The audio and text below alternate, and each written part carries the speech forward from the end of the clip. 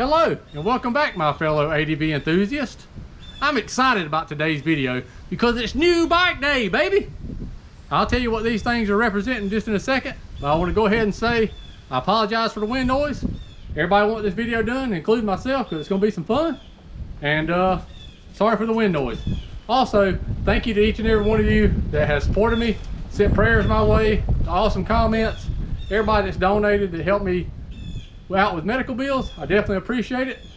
And just to clear up some things, I got this bike because I sold my old V-strom, and I got some help from Rick Stewart, the SC motor lawyer, the Palmetto Nomads, and another outside sponsor that helped make this bike happen. So just clear that up. It's the last time I want to say that. All right, let's get into it.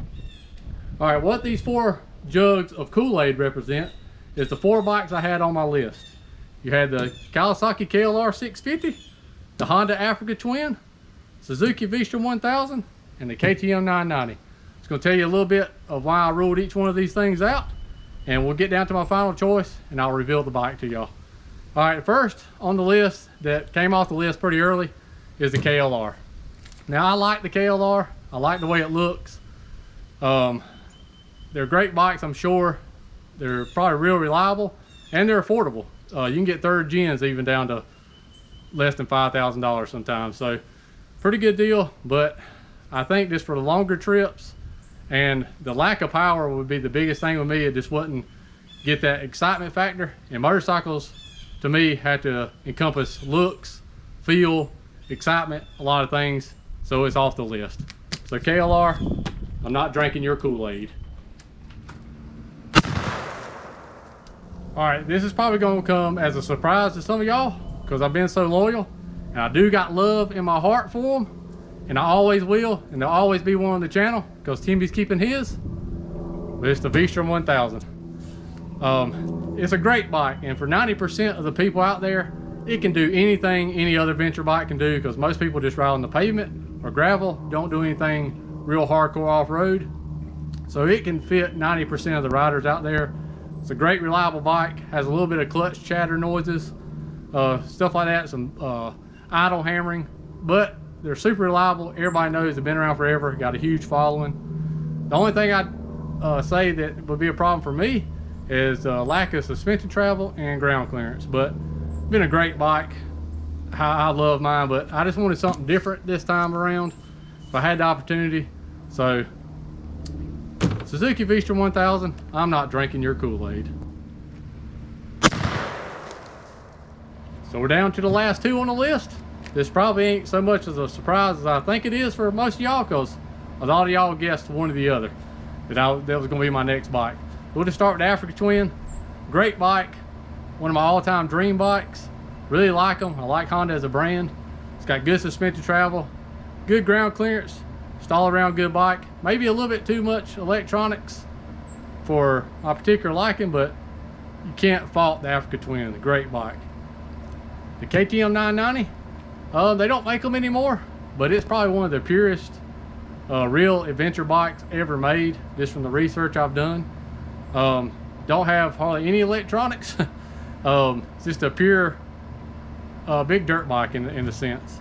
And I rode one about a little over a year ago. Really liked it because I'm a dirt bike motocross guy at heart, so it fit that to a T. So which Kool-Aid did I drink, the Africa Twin or the KTM? Let's find out.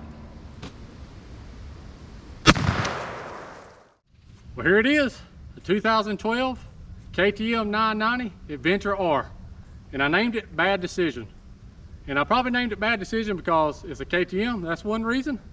And I may do stupid stuff on it, which will be a bad decision. I hope not, but there you go. So it's got a name already.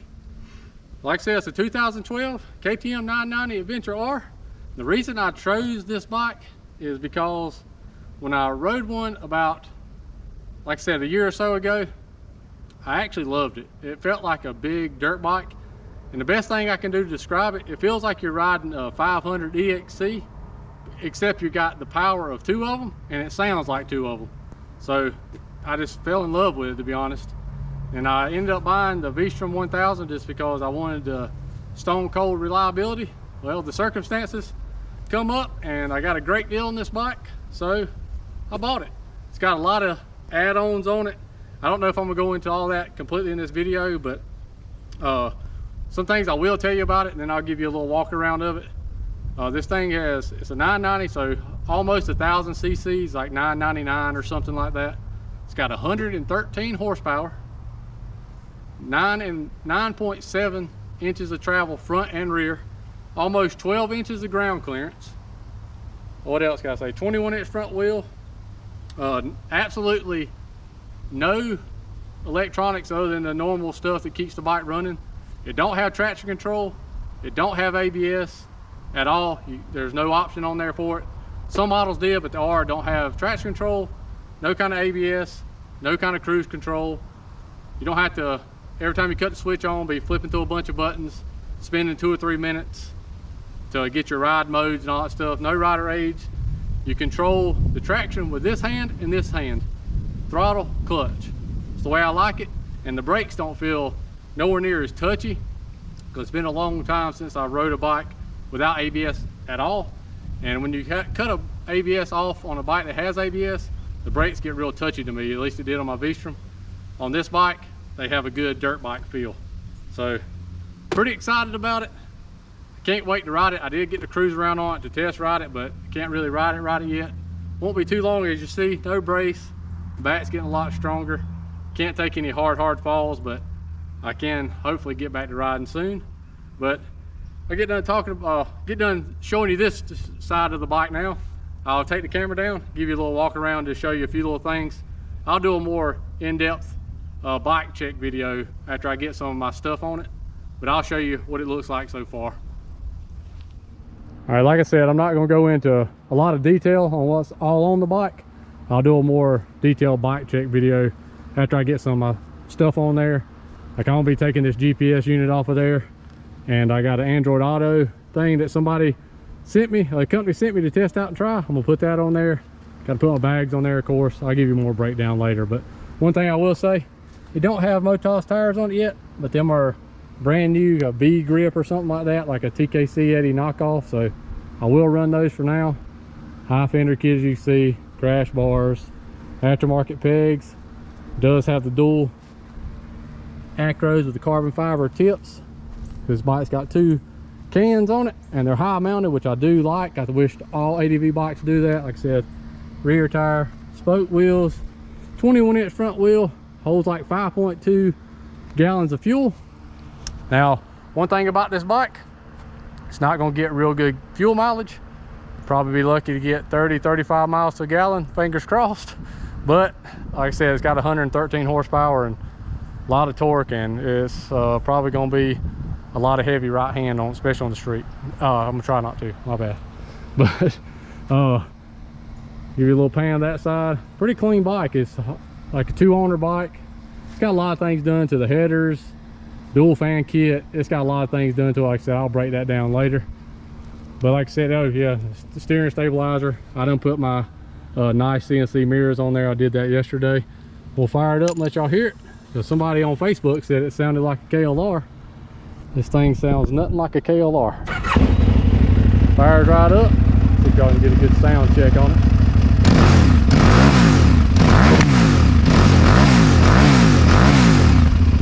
A little popping, but that's typical with these 990s.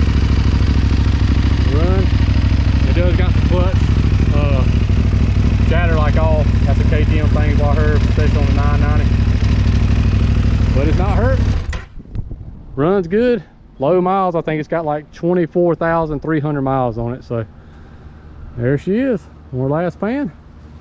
And that's it. Like I said, I'll give a more detailed breakdown on the bike later after I get some stuff done to it, some stuff on it I want to do, like put my bags and stuff on there. I'm excited. See, I'm wearing no brace now. I can finally move around a little easier. Getting closer and closer to being able to ride again.